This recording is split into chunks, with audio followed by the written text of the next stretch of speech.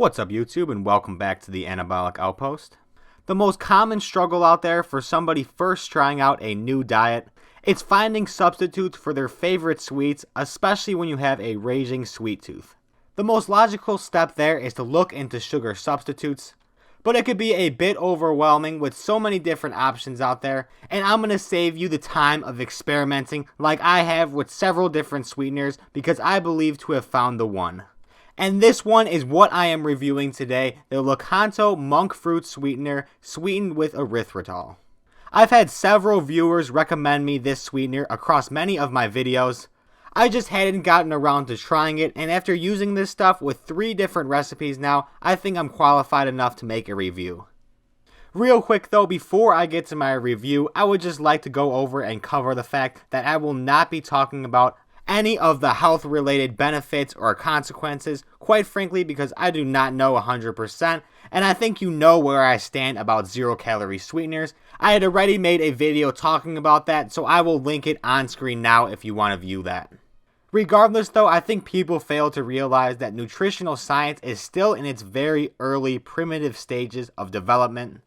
Even just looking 10 or 20 years ago, information is rapidly accelerating. There's so many different viewpoints out there. So just be careful with who you receive your nutritional information from. That being said, let's move on to the culinary aspect of the monk fruit sweetener. On screen now, you could see me rolling through a couple clips just showing off the texture and also using it in a recipe that I'm going to be posting after this video. So if that looks good to you, be on the lookout for that, but you could probably already tell by looking at the clips on screen that this looks very similar to sugar. And compared to the sucralose sweetener that I often use on my videos, it's actually dense in volume like sugar would be, and it's actually quite comparable on a gram to gram level. Just to put in perspective, a 1 serving, which is 2 teaspoons, is 8 grams versus my sucralose sweetener, 2 teaspoons would be half a gram. So I guess that's a positive from a volume standpoint and staying full. I myself will rarely eat sugary desserts and obviously will never really bake them, so it's hard for me to give it a direct comparison to sugar, but just comparing it to my sucralose sweetener that I typically use, the flavor is definitely going to be a step up.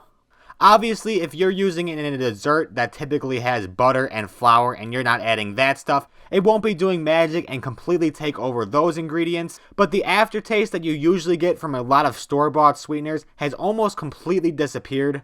And while I don't get this from the sucralose, with the sucralose, if I overdo it, there's a bit of a chemically aftertaste. And with one of my recipes in experimentation with the monk fruit sweetener, I purposely overdid it and did not notice that chemically aftertaste whatsoever. It just tasted a little extra sweet, as if I just added more sugar.